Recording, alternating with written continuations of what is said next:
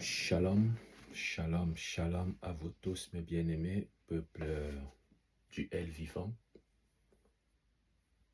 membres de la maison du Seigneur Jésus, du Seigneur Yahushua Mashiach. Demeurez bénis, restez sous la couverture divine du Seigneur en ce jour où le Seigneur nous fait encore don de grâce d'être comptés parmi les vivants. Shalom à vous tous et paix sur vous. Voilà, nous prenons encore notre parole d'encouragement que le Seigneur nous met à cœur ce matin, dépendamment du moment où vous allez l'écouter. Alors, le passage est tiré du livre des Actes des Apôtres au chapitre 4. On va lire à partir du Actes des Apôtres chapitre 4, à partir du verset 9. Si nous sommes jugés aujourd'hui sur un bienfait accordé à un infirme, et sur la manière dont il a été sauvé, qu'il soit connu de vous tous et de tout le peuple d'Israël que ce n'est pas le nom de Yahushua Mashiach, le Nazaréen, que vous avez crucifié et qu'Élohim a ressuscité des morts. C'est par lui que celui-ci se présente en bonne santé devant vous. Verset 11. C'est lui, la pierre méprisée par vous qui bâtissez, qui est devenue la principale de l'angle. Et verset 12. Et il n'y a de salut en aucun autre, car il y a sous le ciel aucun autre nom donné aux humains par lequel il nous faille être sauvés. Alléluia. Waouh, merci Seigneur pour cette belle parole d'encouragement ce matin. Voilà, bien-aimés, vous connaissiez probablement l'histoire où Pétros, Pierre et Yohanan, Jean, vont être persécutés suite à cette guérison miraculeuse que le Seigneur va les utiliser pour confondre ces hommes et ces personnes qui les persécutèrent. Et voilà, Pierre va demander à ce paralytique de se lever de son lit. Et on se rend compte qu'à travers ce miracle-là, les docteurs juifs, les sadducéens, les scribes et les pharisiens, ils vont avoir le cœur encore endurci et ils vont persécuter les apôtres au point de qualifier même le miracle d'un faux miracle. Ils vont persécuter les apôtres au point de qualifier le miracle d'un faux miracle. Mais cependant, les apôtres vont rester droits dans leur position. Ils vont demeurer dans une position de fermeté. Et c'est ce qu'on va relever ce matin. La fermeté face à l'adversité. La prise de position face aux oppressions, face à l'épreuve, face aux représailles. La prise de position, la fermeté face au discours d'incohérence des hommes. Et ils vont dire ceci: si nous sommes jugés aujourd'hui sur un bienfait accordé à un infirme et sur la manière dont il a été sauvé, qu'il soit connu de vous tous et de tout le peuple d'Israël que ce n'est pas le nom de Yahushua le Nazaréen que vous avez crucifié et que Elohim a ressuscité d'entre les morts. C'est par lui que celui-ci se présente en bonne santé devant vous. Les apôtres ici ne se sont pas glorifiés, bien-aimés. Les apôtres, qu'est-ce qu'ils ont fait? Ils ont redonné gloire. En fait, ils ont expliqué clairement à leur auditoire, à ceux qui les oppressaient, que le miracle ne vient pas d'eux. Et c'est aussi quelque chose d'important à souligner. Quand nous accomplissons des actions dans le champ du Seigneur, nous ne devons nous enorgueillir de rien, mes bien-aimés. Si le Seigneur t'utilise, mon frère, ma soeur, pour apporter quelque message que ce soit, une prophétie, une parole de connaissance, un miracle, jamais, jamais ne te mets en avant pour prendre la gloire. Toujours retourner la gloire à l'Éternel. Parce que beaucoup meurent en chemin sur le champ de dans le champ de moisson, parce qu'ils se sont accaparés, ils ont usurpé la gloire qui revient à celui qui accomplit l'œuvre. Et le psalmiste pouvait le dire, l'œuvre est pour le roi. Paulos et Johanan ont repris en disant que celui qui a accompli le miracle par eux, c'est Yehoshua Mashiach. Ils ne s'arrêtent pas là. Ils disent que ce Yehoshua Mashiach qui a accompli le miracle par nous, c'est celui-là que vous avez crucifié. Et que Elohim l'a ressuscité d'entre les morts. Donc, mes amis, celui qui est mort, qui a été crucifié, mort et ressuscité là, il s'appelle Yehoshua. Il s'appelle Jésus-Christ. Il est capable de te sauver. Il est capable de me sauver. Il est capable de nous guérir. Il est capable de nous restaurer. Il est capable de changer les situations même les plus difficiles de notre vie. Alléluia.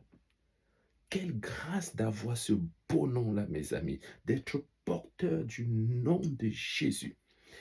Et verset 11, il vient rajouter une autre couche. Il dit, c'est lui, la pierre méprisée par vous, c'est lui la pierre méprisée par vous qui bâtissez, qui est devenue la tête de l'angle. La pierre méprisée. C'est que les Hébreux vont appeler l'ébempina, la pierre principale. Dans la construction, on va dire le mur porteur. Mes amis, Yeshua est venu en tant qu'homme, petit bébé, né dans une étable misérable, mais il a été méprisé, il a été rejeté, au point où quelqu'un dira, quelque chose de bon peut-il sortir de Nazareth?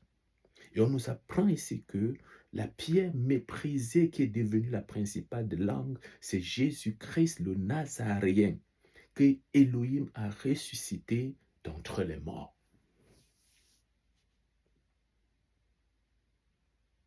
Mon frère, ma soeur, peu importe la situation par laquelle tu passes, je veux t'annoncer une bonne nouvelle ce matin.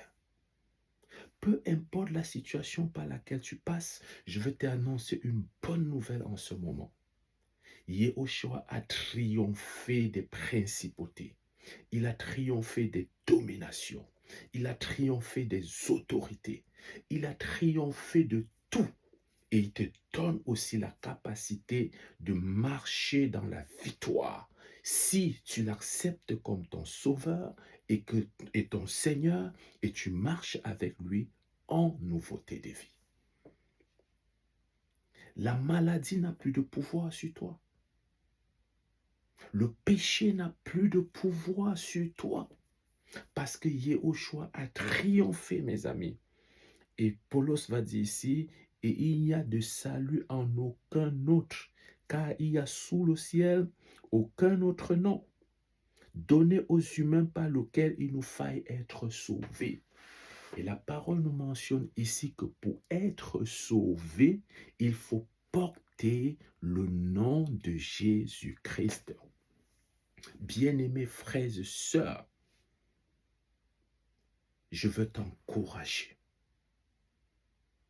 Peu importe tout ce que tu as essayé et que ça n'a pas fonctionné, je te conseille à cet instant de renoncer à toutes ces choses-là, ces choses vaines, et de t'accrocher au nom véritable, le nom de Jésus. C'est le nom qui est capable de t'apporter la lumière là où les ténèbres avaient obscurci. C'est le nom capable de t'apporter de l'espoir là où le désespoir a été constaté. C'est le nom capable de t'apporter de la vérité là où le mensonge avait été établi. C'est le nom capable d'apporter le rétablissement là où il y avait le chaos. Il y a de salut à aucun autre. Mahomet ne peut pas sauver parce qu'il n'a pas été ressuscité. Il est mort. mais il n'a jamais été ressuscité. Bouddha ne sauve pas parce qu'il a été mort, il n'a jamais été ressuscité. Shiva ne sauve pas, incapable de ressusciter. Le seul nom qui nous a été donné sur la terre, dans le ciel, sous la terre, dans les eaux, au-dessus de tous les noms, c'est le nom de Yehoshua. Voilà pourquoi la parole déclare plus loin là-bas qu'il a reçu le nom au-dessus de tous les noms. Il n'y a pas un seul nom sur cette terre des vivants, bien-aimés, qui est supérieur au nom de Jésus-Christ. C'est pourquoi je te le présente ce matin comme étant le nom qui t'a été donné, afin que tu t'accroches à lui en croyant à sa crucifixion, à sa mort et à sa résurrection. Là, tu pourras marcher de gloire en gloire. Tu pourras marcher de victoire en victoire. Tu pourras marcher de puissance en puissance parce qu'il sera avec toi jusqu'à la fin. Alléluia. Quel beau nom. Oh Seigneur, merci. Merci pour ton nom, le nom qui nous a été donné. Merci pour ce nom, Papa, qui nous a été donné, afin que nous puissions le porter et être identifiés dans ce monde corrompu comme étant ceux et celles, Seigneur, qui font partie de ton ecclésia, comme étant ceux et celles, Seigneur, qui font partie de ton héritage, comme étant ceux et celles, Seigneur, qui font partie de ta maison. Quel beau nom, le nom de Jésus. Quel beau nom, Seigneur, tu nous as donné, Père. Et nous voulons salmodier ce nom, Seigneur. Je veux salmodier ce nom ce matin. Je veux saluer ce nom encore ce matin. Je veux proclamer ce nom encore ce matin. Je veux déclarer que ce nom est élevé au-dessus de tout ce qui vit et respire. Je veux déclarer aussi, Seigneur, que ton nom, Papa, est établi, Seigneur, sur la nation du Canada, la nation du Cameroun, toutes les nations du tout entière, Seigneur, afin que, Seigneur, à travers le nom qui est établi, Père de gloire, que ton règne aussi, Seigneur, vienne. Père, merci pour ton nom dans la vie de mon frère, qui écoutera dans la vie de ma soeur, Seigneur. Fais des exploits avec mon frère, ma soeur, Seigneur, qui écoutera ce message, Père de gloire, afin que le nom, Seigneur, soit inscrit dans le cœur, Père de gloire. Alléluia. Béni sois-tu, Yehoshua, toi qui es le vivant d'âge en âge. Que ton nom soit béni. Amen. Shalom à vous tous, mes bien-aimés, et bonne journée dans sa présence. Amen.